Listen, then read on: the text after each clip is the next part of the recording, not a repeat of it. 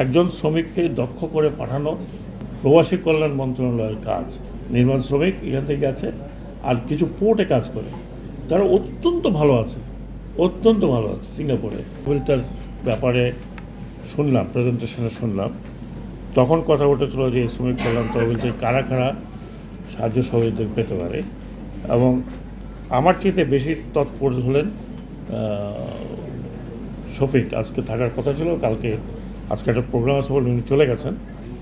এবং আমি প্রায় কিন্তু আমি জানি না অনেক ফাইলে আমি সাইন করেছি কারা কারা কী জন্য পাবে, এবং আমার কাছে আসলে আমি নিজেও একটা স্ক্রুটনি করি যে কেন টাকা দেওয়া হচ্ছে, কী কারণে দেওয়া হচ্ছে। হ্যাঁ, কারণ এখানে কিন্তু মিসইউজও হয় অনেক সময় দেখা যায় যিনি বললেন যে পাবে সে পায় না, তা আরেকজনের নামে করে। এর মধ্যে বাংলাদেশে টাকা পয়সার ব্যাপারে প্রচুর লোক ইন্টারেস্টেড হয়ে যায়, হয়তো উনি জানেনও না যে টাকা কত দেওয়া হচ্ছে। তার মধ্যে সেই জন্য আমরা ক্রস চেকে দিচ্ছি প্রত্যেকের নামে।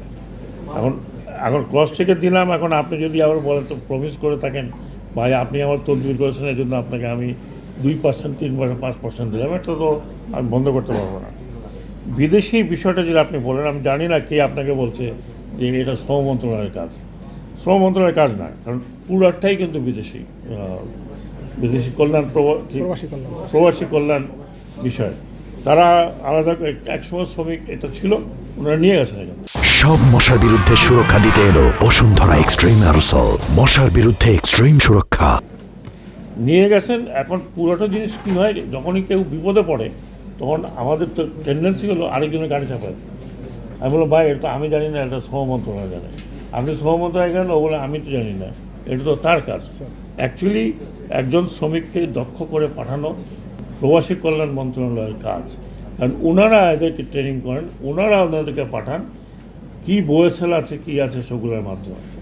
আর এর মধ্যে আমার বা শ্রম মন্ত্রণালয়ের কোনো এক ধরনের কোনো সম্পৃক্ততাই নাই। আমি কালকে রাজশাহীতে যে গিয়েছিলাম, ইউএসএফ ওরা একটা এনজিও, তারা ট্রেনিং দিচ্ছে, টেকনিক্যাল ট্রেনিং করেছে। তো আমি ওরা টেকনিক্যাল ট্রেনিং করার পরে কী তাদের এই টেকনিক্যাল লোকগুলি তো বিদেশে পাঠানো দরকার। আমি সিঙ্গাপুরে গেলাম, আমি সব বাঙালি শ্রমিকদের সাথে কথা বলছি, দেয়ার অল টেকনিক্যাল পিপল। কেউ নির্মাণ শ্রমিক, আপনাদের অঞ্চল থেকে বেশি নির্মাণ শ্রমিক এখান থেকে আছে, আর কিছু পোর্টে কাজ করে, তারা অত্যন্ত ভালো আছে, অত্যন্ত ভালো আছে সিঙ্গাপুরে। 1.5 লাখ বাংলাদেশি আছে, অনেক ভালো আছে, বেতন ভাতা, থাকা খাওয়া, এমনকি তাদের পুরো মেডিকেল ফ্রি। কারণ হোল সিঙ্গাপুর মেডিকেল ফ্রি।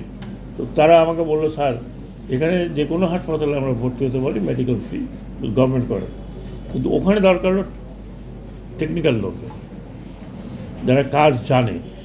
ওখানে ওই অদক্ষ শ্রমিকের কোনো কাজ নেবেও না, আর জায়গাও নাই।